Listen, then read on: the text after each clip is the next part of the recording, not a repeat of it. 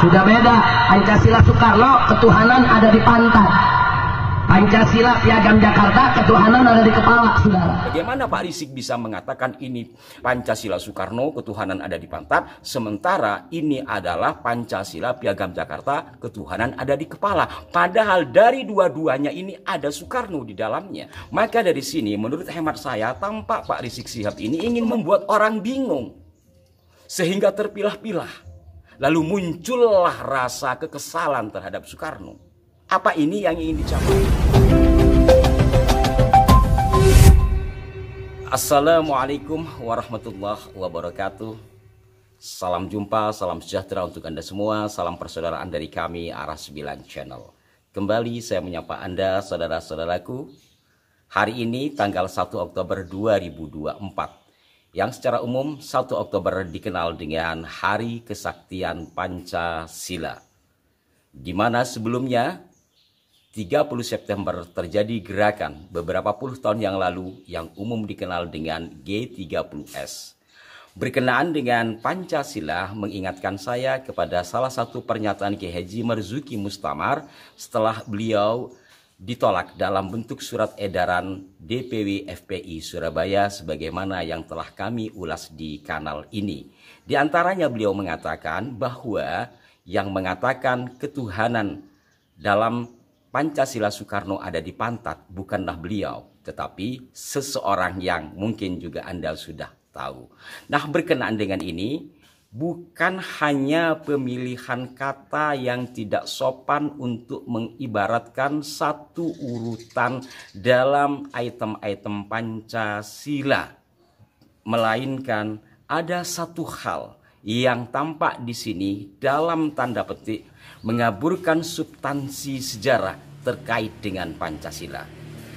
Untuk lebih jelasnya, walaupun masalah ini pernah kami ulas di awal-awal kanal ini kami buat, namun untuk mengingat kembali, ada baiknya kita simak kembali pernyataan dari Habib Rizik Syihab berikut ini.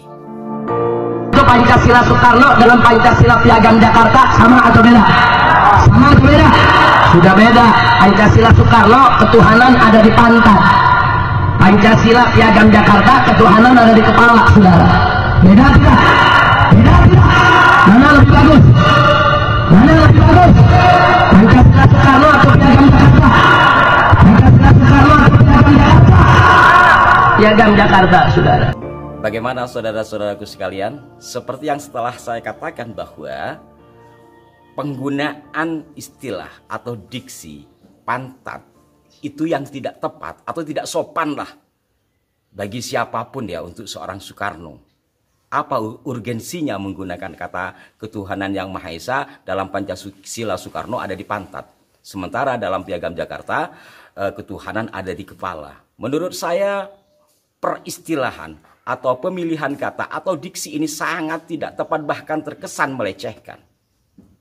Bagi kami sebagai orang Indonesia dan juga mungkin bagi Anda sebagai orang Indonesia. Nah, di luar konteks itu saudara-saudaraku sekalian, sebagaimana juga saya sampaikan di depan bahwa terkesan atau kalau kita interpretasi dari ceramahnya yang cukup panjang, sebenarnya ya panjang, kami pilih hanya beberapa bagian, itu ada kesan ingin membedakan ini Pancasila Soekarno, ini Pancasila Piagam Jakarta. Padahal kalau kita merunut sejarahnya tidaklah seperti itu. Pancasila yang kita kenal hari ini tidak lepas dari seorang Soekarno. Kenapa? Karena Pancasila sebagaimana diakui oleh Pak Karno sendiri, ide dasarnya sudah sangat lama sejak beliau berada dalam pembuangan di ND. Maka pada tanggal 1 Juni 1945 dalam sidang resmi BPUPKI untuk menjawab pertanyaan dari Ketua BPUPKI Kanjeng Raden Tumenggung Rajimanwidyo Diningrat, intinya pada saat itu antara lain Pak Rajiman mengatakan, kita akan merdeka, negeri ini akan kita merdekakan. Lantas kemerdekaan itu atas dasar apa kita merdeka? Maka disinilah kemudian Pak Karno memberikan jawabannya yang dari situlah menjadi pijakan. Untuk lebih jelasnya, nanti saya dianggap mengada-ada, saya akan bacakan lagi dari buku ini ya, buku BPUPKI. Silahkan Anda cari buku ini. Setting peristiwanya ini adalah tanggal 11 Juli 1945 dalam sidang BPUPKI. Panitia ini mengadakan sidang tanggal 11 Juli 1945. Persoalan pertama yang dibahas adalah pokok-pokok yang perlu dimasukkan dalam Undang-Undang Dasar sesuai dengan pertanyaan pertama Ketua Rajiman. Apa dasar negara yang akan kita bentuk? Pertanyaan itu ditafsirkan memasuki wilayah persoalan filsafati. Sementara banyak anggota sudah tidak sabar membicarakan hal-hal yang jelimet, maka jawaban Bung Karno tanggal 1 Juni yang memberikan uraian tentang 5 sila sesuai yang diminta Rajiman. Pidato itu kemudian diterbitkan dengan judul Lahirnya Pancasila. Jadi dari tanggal 11 Juli ini kita ke belakang. Seperti yang saya katakan tadi, pada tanggal 1 Juni yang kemudian dikenal sebagai hari lahirnya Pancasila. Dan perlu diingat, istilah Pancasila ini bukan dari Bung Karno, tapi dari temannya Bung Karno. Demikian pengakuan beliau dalam buku ini. 5 urutan itulah sebagai pijakan untuk memerdekakan negeri ini atau untuk membentuk satu negara. Di antara 5 itu adalah yang pertama, kebangsaan Indonesia. 2. Internasionalisme atau pri-kemanusiaan. 3. Mufakat atau demokrasi. 4. Kesejahteraan sosial. 5. Ketuhanan yang Maha Esa. Dari rumusan yang 5 ini, kembali lagi kepada sidang 11 Juli 1945. Dari sini nanti terbentuklah panitia kecil, di mana panitia kecil ini diputuskan dalam masa reses antara Juni ke Juli. Panitia kecil ini memiliki sejumlah tugas, dan satu di antara yang dihasilkan adalah membentuk panitia 9 atau tim 9 untuk merumuskan pembukaan Undang-Undang Dasar 1945. Ketuanya adalah Soekarno. Saya akan bacakan susunan panitia 9 yang merumuskan pembukaan Undang-Undang Dasar 1945. Yang pertama sebagai ketua adalah Soekarno, yang nomor 2 adalah Dr. Andes Muhammad Hatta, kemudian Mr. Muhammad Yamin, kemudian yang keempat Mr. Ahmad Subarjo, yang kelima M.R.A. Maramis, yang keenam Abdul Kahar Muzakir, yang ketujuh Kiai Wahid Hasim, yang ke-8 Haji Agus Salim, yang ke-9 Abi Kusno Cokrosuyono. Tim 9 yang diketuai oleh Soekarno inilah yang kemudian merumuskan pembukaan Undang-Undang Dasar yang sekarang kita kenal dengan Undang-Undang Dasar 1945. Itulah yang oleh Bapak Mr. Muhammad Yamin dinamai dengan Piagam Jakarta.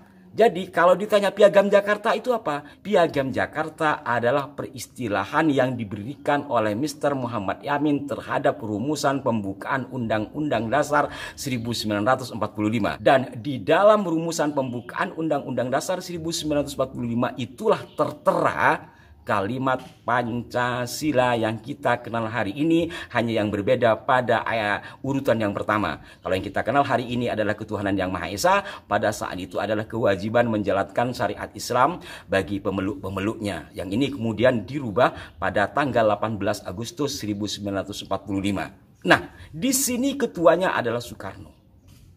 Rumusan undang-undang sebagaimana yang dikehendaki pada tanggal 11 Juli 1945 mengacu kepada pidatonya Soekarno 1 Juni 1945 yang mengurai Pancasila. Maka bagaimana bisa dibedakan isi dari Piagam Jakarta dengan rumusan yang disampaikan oleh Pak Karno pada 1 Juni 1945. Bagaimana Pak Risik bisa mengatakan ini Pancasila Soekarno, ketuhanan ada di pantat, sementara ini adalah Pancasila Piagam Jakarta, ketuhanan ada di kepala. Padahal dari dua-duanya ini ada Soekarno di dalamnya. Jelas yang pertama adalah ide dasar Soekarno yang dimulai dari ND. Sementara disampaikan lagi dalam 1 Juni. Kemudian di Piagam Jakarta atau di rumusan pembukaan Undang-Undang Dasar 1945, di situ juga Soekarno sebagai ketuanya. Belum lagi kalau merujuk kepada hasil sidang atau kesepakatan sidang pada 11 Juli 1945. Maka dari sini menurut hemat saya tampak Pak Rizik Syihab ini ingin mengaburkan barangkali dalam tanda petik atau membuat orang bingung sehingga terpilah-pilah. Lalu muncullah rasa kekesalan terhadap Soekarno. Apa ini yang ingin dicapai? Bagaimanapun Soekarno adalah proklamator kita, beliau pejuang, beliau perumus Pancasila itu sendiri. Walaupun istilah Pancasila beliau katakan tidak berasal dari dari ide beliau, melainkan dari sahabat beliau. Tetapi konten yang 5 ya dari beliau. Semoga dapat dipahami dan mudah-mudahan kita tidak terpengaruh dengan berbagai hal yang berbau hasutan serupa itu. Salam Pancasila. Mohon maaf jika ada kekeliruan. Sampai jumpa. Wassalamualaikum warahmatullahi wabarakatuh. Rahayu.